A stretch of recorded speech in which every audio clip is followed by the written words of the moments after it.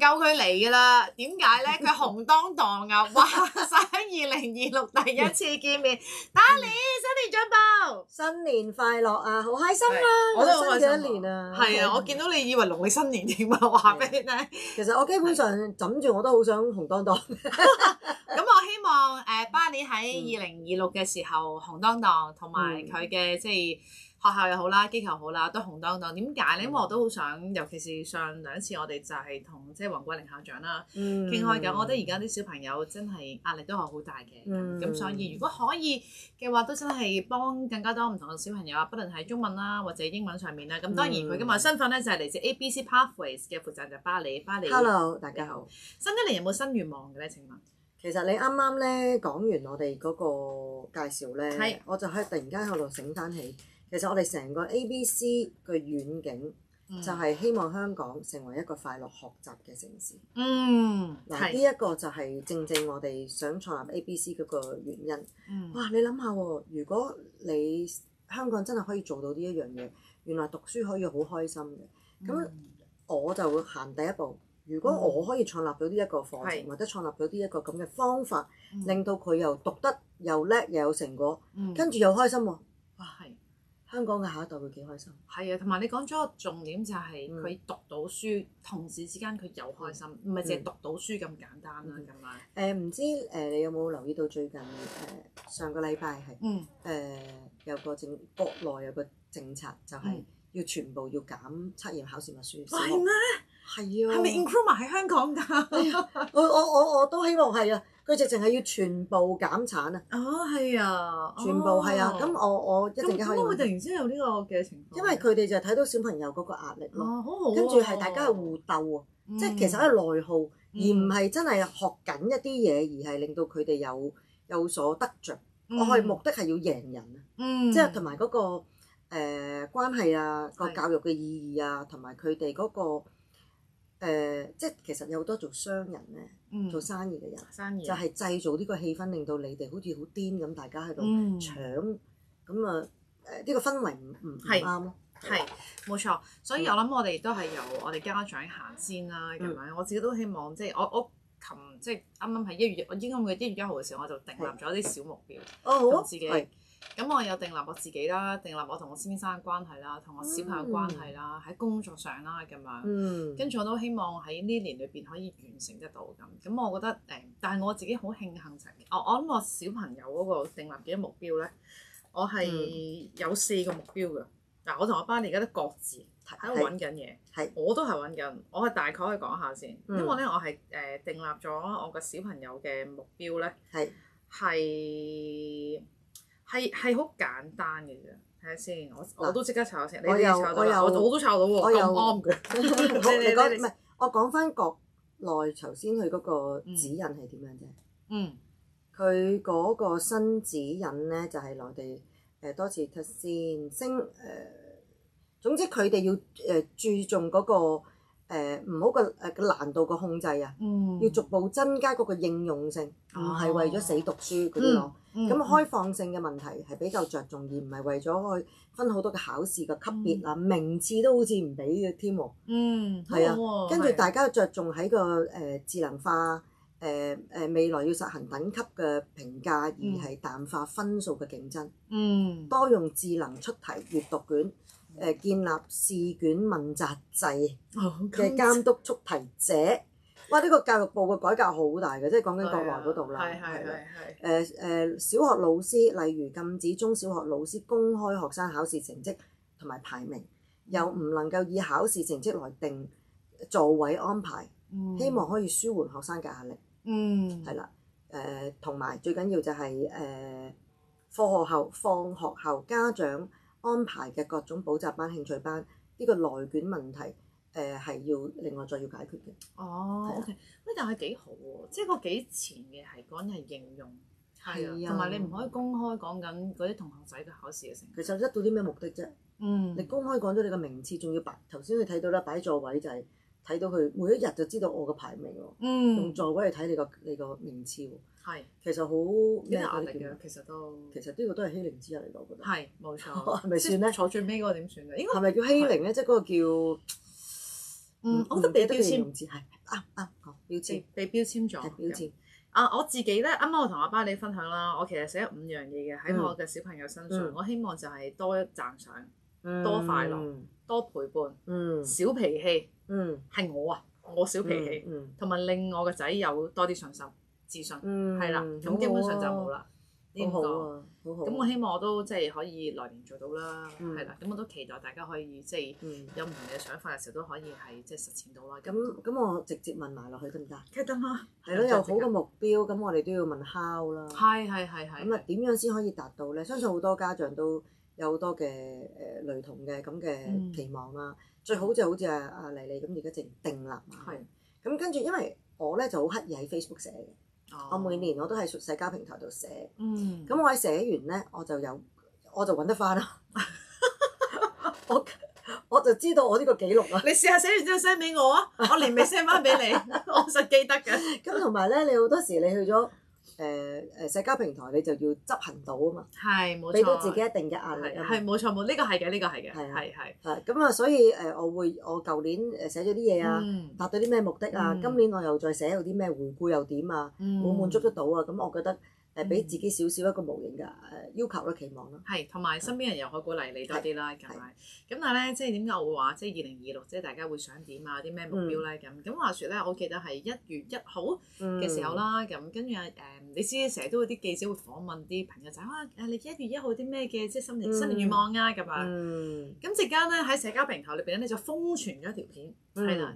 咁呢條片咧就係咧有位記者咧就係問個小朋友，我諗目測個小朋友可能係5、6年班，我估計啦，一個男仔嚟嘅，我諗但好多朋友都睇過啦咁。咁咧佢就即係記者就問你2026年咧會點啊咁啊？咁個小朋友就話我會改過自新咁樣。所以你話我係咪一定要我咁樣先同你講？我唔可以之前同你講。跟住個小朋友，我會改過自新咁樣，咁然後咧個鏡頭咧就影咗佢咧個小朋友就攬住阿媽嘅咁啊，咁阿媽好開心嗱。但係咧，大家要記住，究竟係記者之前已經影咗呢條片，然後個小朋友答呢個答案咧，定係答完之後個小朋友衝埋阿媽嗰度咧咁啊？其實真係次序都有，即係都有分別嘅。點解咧？即係如果我係嗰阿媽。個小朋友講話我會改過自新，哇！我係個媽都唔知點算好，點解呢個小朋友會咁講嘅咧？睇阿媽咩狀態啦，即係其實個阿媽嗱，我經歷過呢啲嘅，係，因為我細個咧改過自新，我係啊，搞唔掂係啊，即係我唔記得係咪啲4個字類似啦。我類似㗎，有呢個同感，因為我6兄弟姊妹，我家姐係大我成10年以上㗎嘛，最大嗰兩個。咁所以咧，細個咧佢就睇我功課啊，睇好多嘢，樣樣都要成日罰抄寫悔過書嘅。我相信悔過書入邊有呢4個字，係啦。講嘅你都唔明啊！係啊，我要改過自新，即係由細到大佢都覺得我係好有問題啊，好多嘢要去改啊。即係嗰啲又係話你又唔聽，聽你又唔做，係啦，做你又錯，你又唔改嗰啲。既然你係第一身，你試過寫呢4個字係改過自新，細個啊嘛。其實嗰個小朋友都可能係，我真係覺得係5、6年班，即係小學啦咁啊。其實阿爸你想當年去寫呢4個字嘅時候，有啲咩原因同埋你抱住個咩心態？我好清晰㗎，我到而家都好知我嗰陣時寫嘅目的㗎。總之解決現在嘅問題，唔好就繼續俾佢鬧。我係唔覺得我自己有問題嘅，所以佢冇改過自新嘅話題，我都冇覺得有呢個需要去改過自新。係乜嘢問題要改過自新咧？係你逼我去寫，咁我咪去寫咯。咩悔過書喎要寫？我有啲咩要悔過咧？有幾嚴重要悔過咧？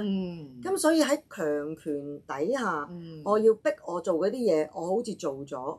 我家姐嗰陣時仲要讀埋出嚟啊！咪 keep 咗好多年。你記唔記得你咁多年寫過？其實我嗰陣時一直都心諗冇同你拗，係你逼我寫㗎，唔係我自願寫㗎，唔係我甘心情願寫㗎。即係所以我成長咗之後做父母，我就覺得你鬧個小朋友咩意思？你逼佢咩意思？佢個心都唔係諗住咁。你一定要個根源嗰個 cause 佢個根底部個信念個價值觀係上啦。你日日喺度咁別扮喺度轟炸都冇用嘅。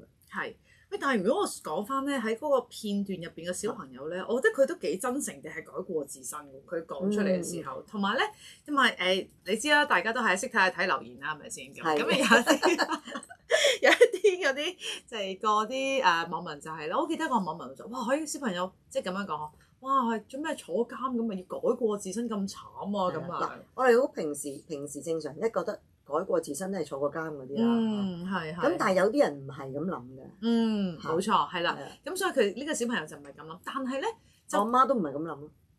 所以個小朋友會用呢個字，即係我以前寫呢四個字，我家姐都唔係咁諗，所以我會寫咯。哦，咁啊係。佢要我寫咯。係，所以其實網民有網民嘅睇法啦。係。其實即係可能父母或者小朋友各自嘅睇法。係。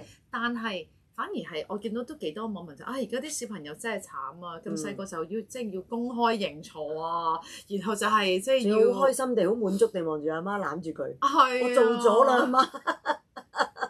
佢已經勁過你喺社交平台度講2026目標啊！我哋講我而家係，咁我就係話啦，即係我諗係我估計啦，純粹係一個即係推測啦。咁我諗小朋友可能都真係成日犯錯，咁跟住即係父母又真係可能成日都話喂，點解你成日都要錯啊？咁啊小朋友咧出於一個即係好正向嘅想法就係2026佢唔會再錯啦咁啊。好啦，我估計啫，純粹都係。但係咧我都好想問下，即係亦都係由呢個去講，喂，其實小朋友錯。甚至你嗰陣時都係講過，喂，錯你係哋開心嘅喎，即係俾呢啲位佢，哇！你就係加啲價值觀啊，擺啲種子落去㗎嘛。因為嗱，首先個小朋友個角度同個大人個角度，因為大人俾咗期望佢啊嘛。譬如話叫你勤力啲讀書，我唔知佢話要改過自身係乜。佢就咁改過自嗱，記者就係淨係冇人知佢係啦，冇人知你其實係講緊乜啦。咁可能佢只不過滿足唔到父母要達到嘅父母嘅期望，咁而佢就覺得叫唔乖啦。佢係一個叫唔聽話即係冇用嘅小朋友。咁佢要令到個父母達到個認同感，因為其實小朋友一生人最重要係得到個父母嘅欣賞啫嘛。咁咪唯有承認自己有問題咯。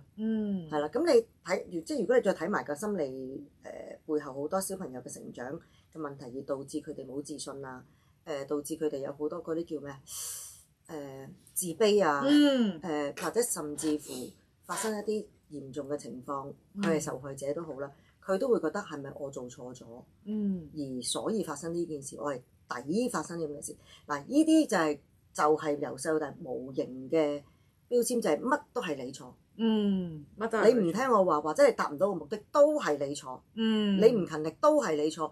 咁令到個小朋友嘅成長嗰個自信心嗰個肯定性咪冇咗咯。咁所以即係呢一個對我嚟講係，因為我睇到好長遠後嗰個影響性嘛，所以我哋就係要成日話答翻你頭先第二個問題，就係話點樣從細係俾個機會佢錯，而個目的錯嘅目的係咩？你錯嘅目的就係你可以有改善同埋成長嘛。呢個先係機會，幫我哋擺佢個價值觀落去啊嘛。我哋而家咪搞錯咗咧，即係我哋搞錯咗係變咗丙佢鬧佢。係啊，你丙佢鬧佢個童年回憶就係覺得，總之你就唔錫我，你就唔中意我，你中意分數多過我，你中意成績多過我。係咪？我又分享翻俾你聽，我1月1號我幾開心嘅嗰日。話說我個大女都27歲啦，咁啊就去咗旅行啦，成個聖誕節。難以想像你大女27歲。係啊，咁啊26好似26啊。都係啦。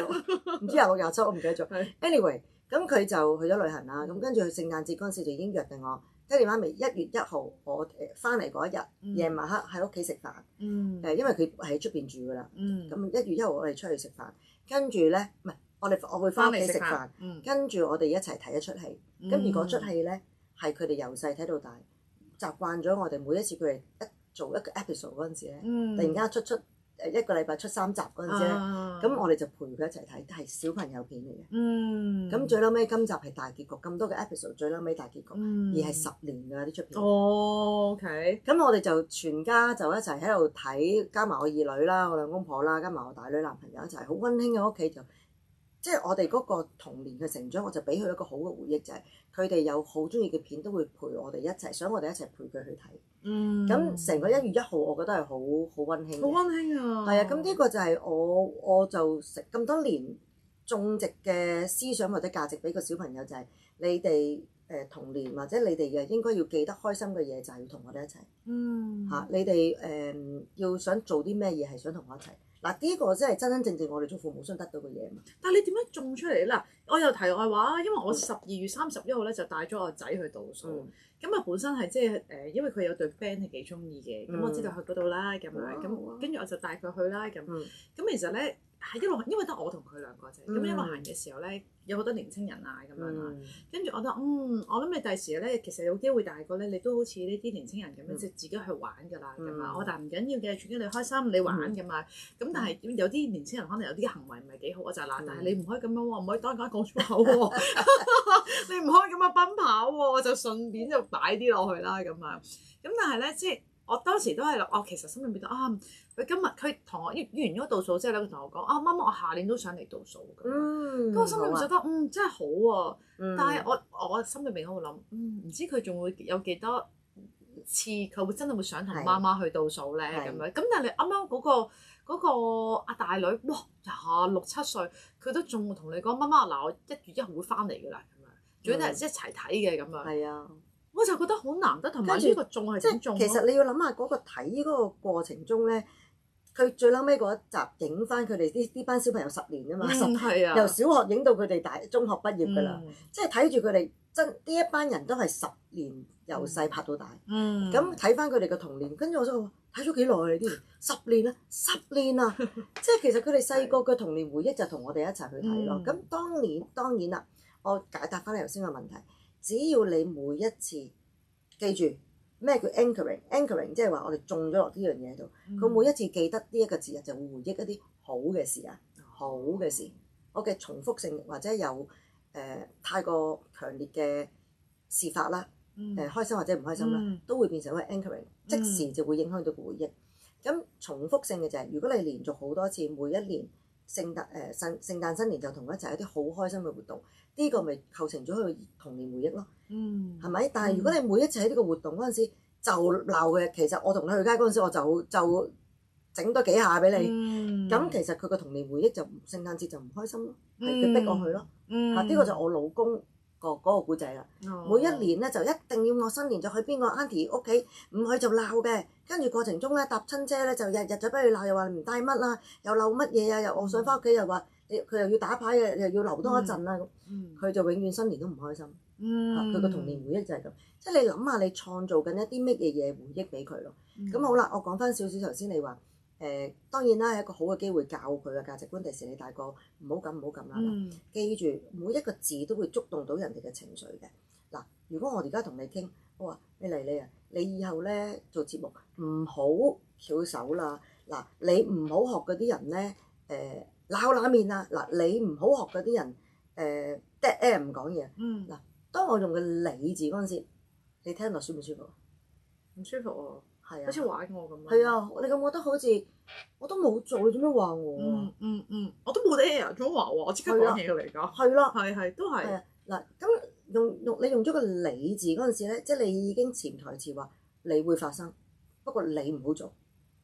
咁但係如果我唔用你，咁我就係同佢講。非常好啊！你問個問題，點樣可以令到個小朋友又唔明？其實佢唔會做咧。你諗下，嗱，大家一齊諗下。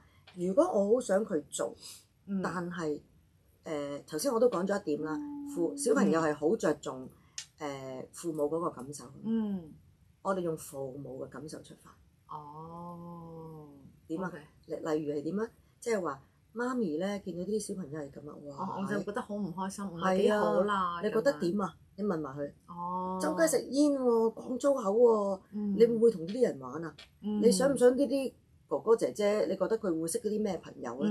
即係你其實係目的係達到㗎啦，但係你用你嘅感受出發，我覺得係咁，我認為係咁，好過用個你字。你用個你字咧，咁佢就會得你又教我，好開心喎！突然間我又冇做錯，點解你又話我啊？明明成個假期，明白，係好好喎呢一個。其實好多層次，即係 NLP 我學咗咁多年，你要完全運用到我哋嘅生活上係有好多個層次嘅。你要記住 anchoring 就即是叫做即係好似一個 anchor 一個船度，心流一個船，你要擺咗落個 anchor，擺咗個錨喺個船度，佢先定啊嘛。大海茫茫，嗰個定心丸就係佢一諗起你佢就安心，淨佢一諗起你就驚咧，淨係佢一去到聖誕節就會好開心，回憶媽咪，淨係回憶佢兇猛嘅樣咧。係啦，我記得嗰日我哋走嘅時候咧，喺倒數完之後走啦，咁我行天橋嘅時候見到個小朋友咧，勁俾佢阿媽鬧，好慘。跟住咧，我就真係望住我同我仔對望，跟住我哋係真係好慘咁樣，真係新年流流啊嘛，嗰下仲啱啱倒數完12點啦。不過我覺得都真係阿爸你所講，究竟諗起你嘅時候，諗起呢個節日，開心唔開心咧，其實都真係好靠我哋父母去栽種咗啲乜嘢。今日唔該晒爸哋， Thank you，拜拜唔該晒，拜拜。